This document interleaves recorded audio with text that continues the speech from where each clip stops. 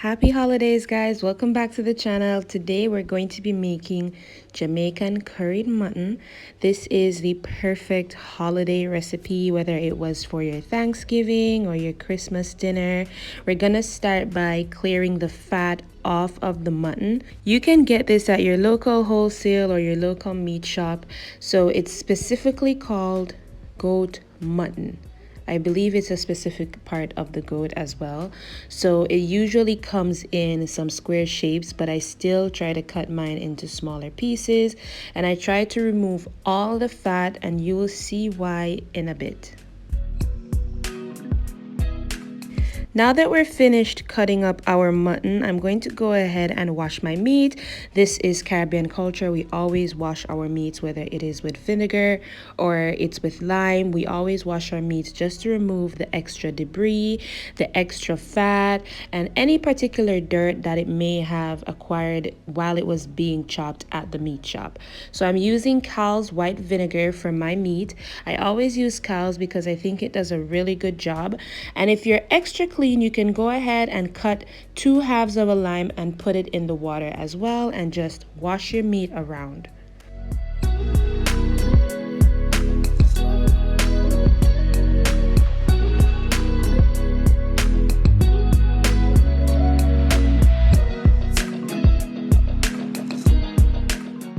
Now, once you've drained that water, you want to wash it in plain water afterwards just to get rid of the vinegar taste, and then you can go ahead and add your natural seasoning. So I have some chopped onions, green pepper, 1 chopped clove of garlic, and then I'm going to be adding my powdered seasoning. So I'm using the Badia Curry Powder. This is a more authentic curry powder if you ask me. It's not diluted with any salt or any additional spices. It's literally that raw, rich curry powder that I've always been trying to find. Next, I'm adding a tablespoon of garlic powder. Then I'm going to add a tablespoon of onion powder as well. Afterwards, I'm going to be adding some meat seasoning. It's literally called meat seasoning in the container in which I bought it, so please don't ask me what is in it. This is what I found at my local supermarket. You can grab a meat seasoning at your local Walmart or wherever. I'm adding a tablespoon of dried parsley. If you have fresh parsley, you can do that as well.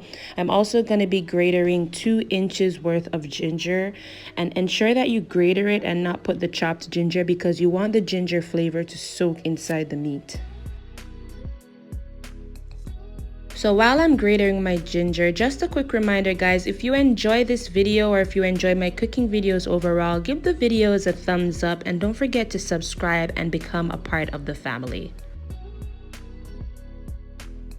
Now that we've finished adding our ginger, it is time to combine everything. Now, guys, my kitchen smelled amazing. The aroma with the curry, the ginger, it was just so amazing. I could not wait to finish this dish so that I could just taste it and find out how exactly the flavors came together. But anyways, I'm taking my hand and I'm combining everything together, incorporating everything together, making sure that the powdered seasoning are evenly spread everywhere. And then I had a really cool idea to put a little bit of Worcestershire sauce. Now, if it's not pronounced that way, I do apologize. I have tried finding out how to read this word. So I just put a little bit over my curried mutton, and this is the only step in which I add Worcestershire sauce. I do not add it in the cooking phase. I usually just add it when I'm seasoning the meat. And to be quite honest, I did pick up that flavor even after I was finished cooking. So I'm really glad that I did not add it or add any more in the cooking phase. Now you want to cover this and set this aside, and go ahead and grab 1 large potato or 2 small potatoes. As you can see, my potatoes are pretty small, so I ended up using 2 instead of 1. You're going to peel this, you're going to chop them into squares, into triangles, whatever you prefer. I don't really have a particular style. I just chop them into 1-inch pieces. By the way, guys, as always, I'm so thankful for your support. Please remember to subscribe to the channel if you enjoy the content. Now, guys, I don't need to tell you to wash your potatoes at least once just to get all of that extra starch off. And then, because this is Sunday dinner, I'm gonna go ahead and prepare some rice and peas. So these are red kidney beans. I'm using a medium-sized pot.